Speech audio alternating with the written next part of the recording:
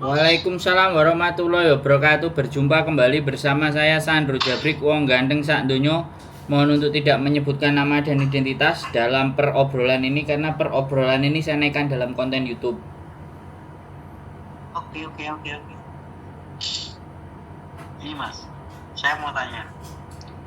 Boleh. Untuk masalah paper itu kan tidak boleh bekerja, setahu saya. Siap. Itu kalau bekerja dan tertangkap, itu konsekuensi hukumnya itu gimana? Atau dipulangkan, atau dipenjara, atau yang lain-lain. Terus cara saya mencari infonya itu kemana? Terima kasih.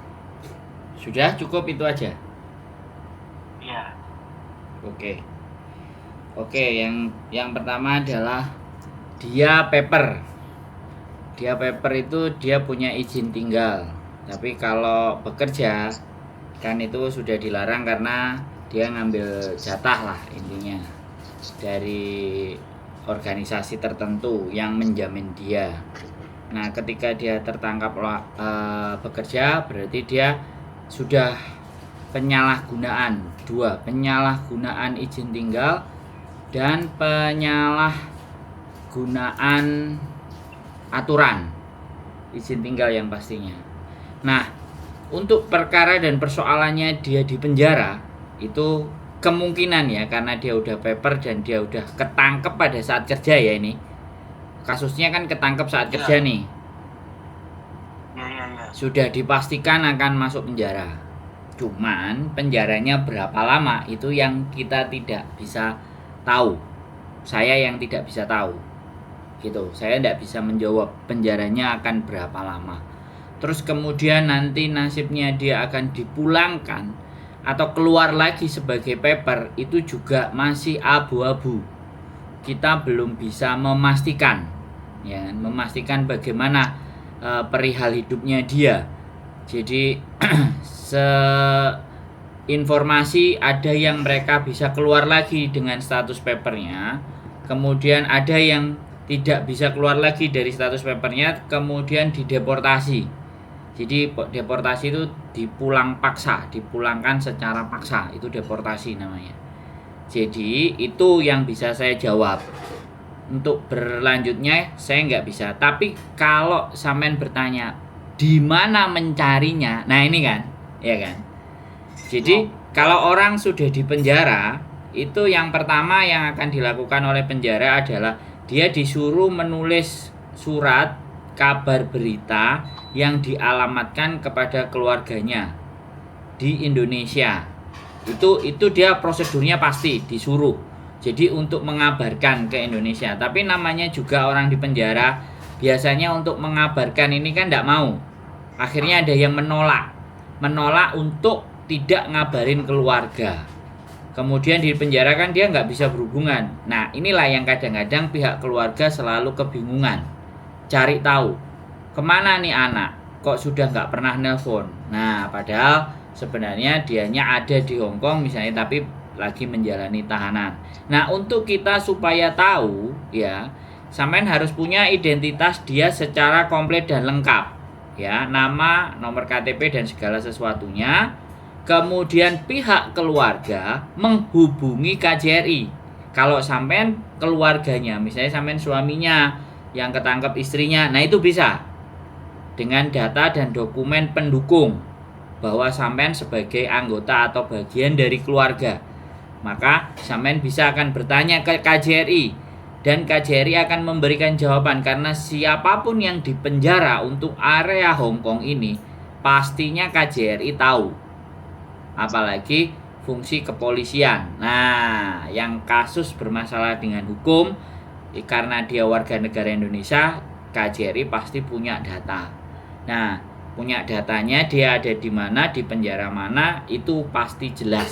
Karena pastinya pemerintah Hong Kong akan memberikan informasi, iki enek wargamu yang sedang menjalani hukuman di penjara, jadi dia store laporan. Dan itu pun kan KJRI tidak menginformasikan secara general, hari ini yang masuk tahanan berapa orang. Nah kan nggak mungkin begitu, karena Di Hong Kong ada undang-undang privacy.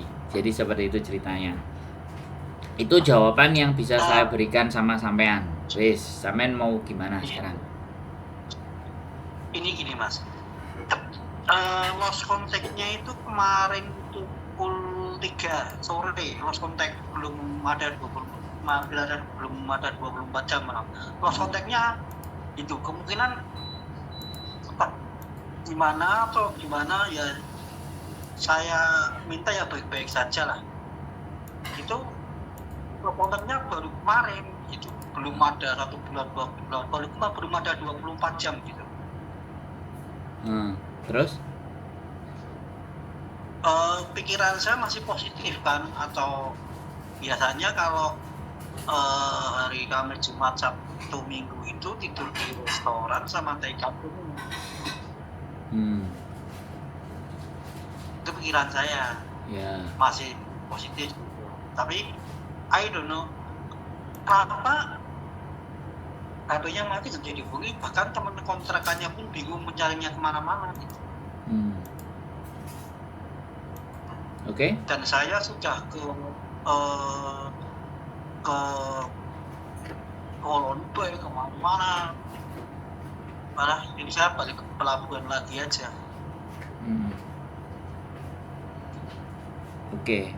Terus yang ingin sampean tanyakan, kita fokus pada pertanyaan sampean apa tak jawab. Jadi kalau mengetahui keberadaannya dia, sekali lagi ya. Iya.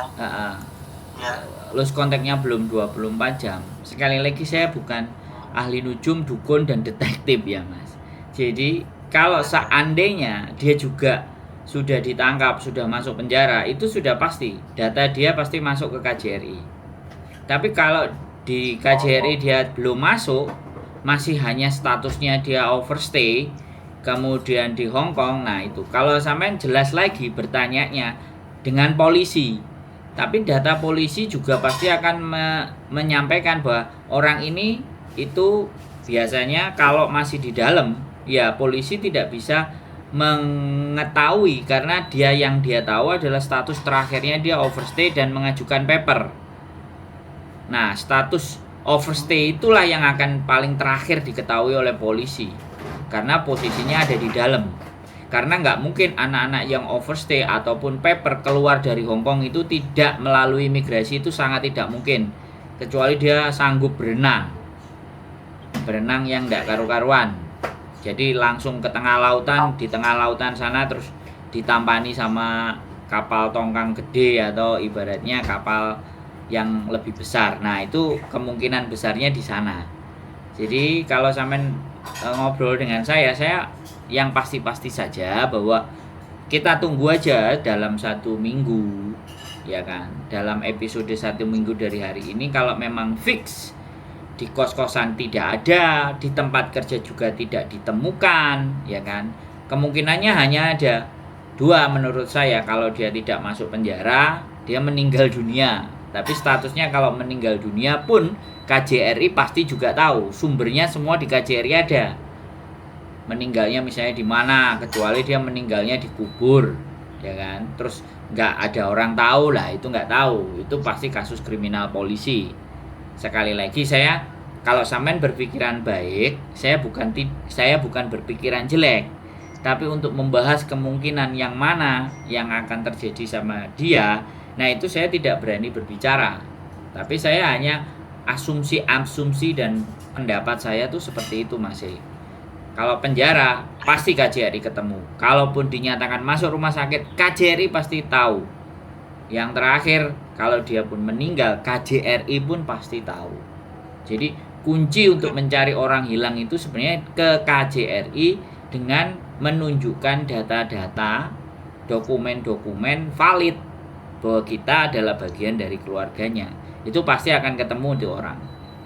Begitu. Tapi kalau dia masih berkeliaran di luar, ditanya ke KJRI, belum masuk ke KJRI, gitu loh datanya. Begitu ceritanya masih. Kira-kira pertanyaan sampean, kenapa? Terima kasih Mas Sandro. Nggih. Atas pencerahannya. Ya. Assalamualaikum warahmatullahi wabarakatuh. Oke, sehat selalu Mas. Waalaikumsalam warahmatullahi wabarakatuh. Oke teman-teman semuanya, mencari temannya yang hilang, ya kan. Jadi apapun itu ceritanya, ya kan. Apapun itu kisah dan kronologisnya, buat saya, bagi saya, jadi sekali lagi, ya kan. Kita tidak bisa mengetahui statusnya orang kalau dia masih berkeliaran, ya kan.